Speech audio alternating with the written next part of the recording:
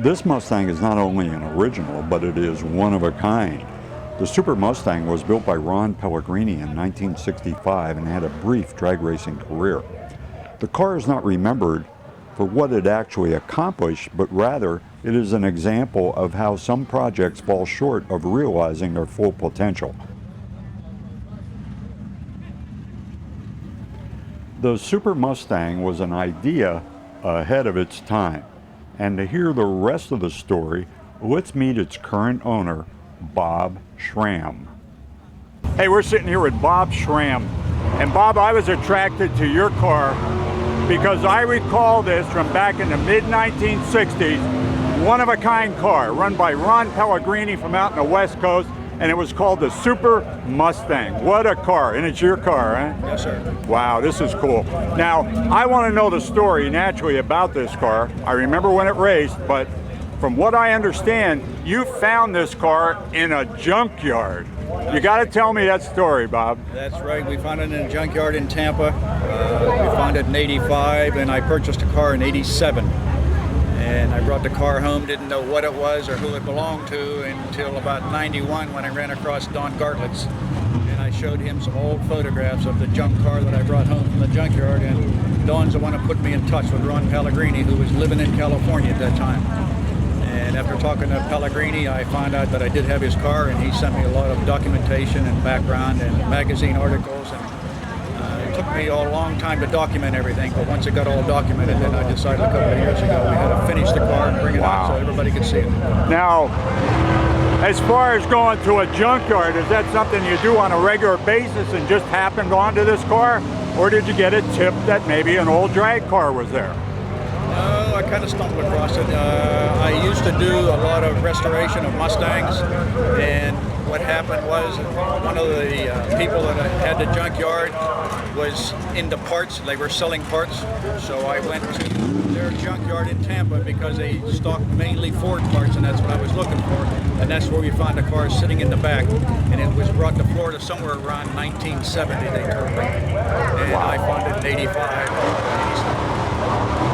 Well, it looks like it's sitting in, I'm going to call it weeds, but some overgrowth. You had to look to see it, didn't you? Yes, there wasn't much left of it. And the fact is, when I bought the car and brought it home, somebody had taken the rear axle, the tires off the front and the back, and there was nothing left of the car but the shell, and the motor was gone, so it was really basically, there wasn't hardly anything left there. But the fact that it was all fiberglass and it was a coupe was something different. How about that? And that's why I did a lot of research. Yeah, you know, most of those race cars were the fastback Mustang. Correct. And this was the notchback, or whatever it is that they call it. It was a coupe, and that was something different, and I knew it had to be something different, but it just took some time to put it all together. Now, in talking to Ron, was the factory supporting this at all, or was this just an endeavor by him alone in putting together a race car? This was basically Ron's idea. He went to Ford in late of '64 trying to get them to back him in a new type of car, and basically this was his idea because he knew in '65 that the Hemis were going to be hard, the AFX cars, and he wanted Ford to produce a coupe to match the Thunderbolts. And it wasn't until late March or April when Ford came back to him and said no, that they weren't going to back him, so he was kind of stuck because he was a promoter and he had himself already promoted to start the race. And his first race was in Memorial Day in May at US 30, so he had approximately 3 weeks to come up with something. So he borrowed, from what we understand, a car from Hutchinson Ford, coupe, and they made a mold out of it over the weekend, and they cut it down and altered it to fit a chassis that he bought with a motor included off of the DAC, what they call the Dennis Arlasky team. It was a roadster, and they bought their chassis, and then he cut this car down to sit on top of that chassis, and he did this all, was racing in 3 weeks. Cool. Now, how would Ron know that this was his car? I know it's unique, the way it's all shortened up and so on like that, but when you were talking to him, how did you convince Ron that you actually had his car? Well, he asked me a lot of questions when he first called me from California. He asked me a lot of questions about the car, and I answered him. And then I told him that he asked if there was any lettering left on the car, and at that time it was all very gray, faded out plastic, so you couldn't tell nothing. But I told him that my son and I had sanded down one of the quarter panels, and we saw on there headers by Rudy, and he said, "You've got my car." Wow. He said, "I know that was on the back." He said, "I'm going to send you pictures and information." And when he sent the stuff, then I knew that was his car. Now, did you know of this car when he told you, or did you have to go and learn about it yourself because you had no knowledge of it running back in the 60s? No knowledge at all? Whatsoever, didn't know what it was. Wow. But you've come to learn a lot about it now, haven't you? You are probably the world expert on this car now. Next to Ron, probably. Yeah, no doubt about it. Yeah, this headers by Rudy, that was not a very common name for headers back in those days, so that's a good tip.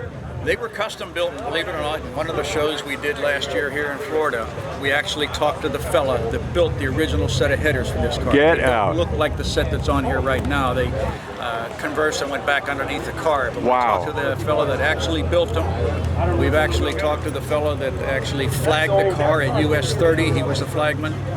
And we talked to a couple other fellas that actually were in the shop when the car was being built. So how about that? Many people have surfaced in all these years. How about that? What a great story. Now, unfortunately, Ron did not use Ford power in this car. That's correct.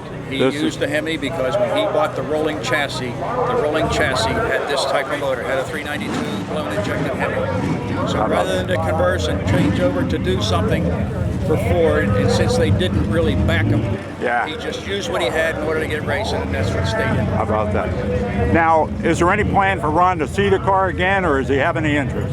That's my ultimate deal, and I've talked to Ron about it many times. It's a long trip out to California, but someday I do want to make it. I want to take the car out. That'd be cool.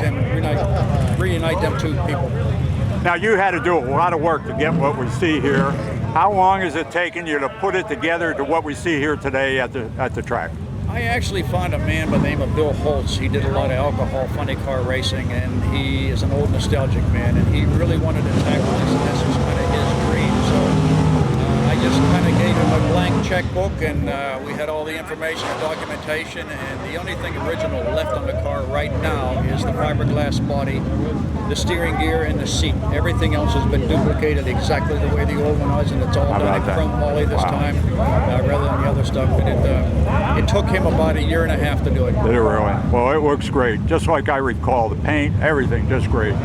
Now, what's it like when you bring this car to a show like the one we have here at Palm Beach International Raceway, and all these fans flock around the car? What's it like for you to talk to them and explain a little bit about this car? It gives me a great sense of satisfaction. Yeah. Because everybody says the same thing just as you do. They're just glad to see the car was saved. Yes. And had I not taken it, when that junkyard was demolished, that car would have been gone. Gone. So, absolutely. You saved a very important part of drag racing history. This was not one of so many number. No. This is one of one. It doesn't get any more rare than that. You got it. No doubt about it. Well, Bob, we want to thank you so much for what you did that day in the junkyard, buddy. I think I'm going junkyard when I get done here. I'd love to find something like that. I'm sure our viewers would too. You did it, and we congratulate you on it very much. And what's the plan for the car for this time now? What are you going to do? I'm in the process of moving to Tennessee, and they've got a lot of shows for me up there. We just came back from 3 shows up there, and I'll stay here through the winter months, and I'll go back up there. And when I move there permanently, I'll show the car up in that area. And I'm looking for a buyer, but it's got to be obviously somebody that's going to take care of the car and keep it for nostalgic purposes. Yeah. Well, you did your part. There's no doubt about that. And if another owner comes along, more power to him. But you gave the momentum to what we see here today, and I love it. Thank you so much, Bob. Congratulations on a great job. Thank you, sir. Appreciate it.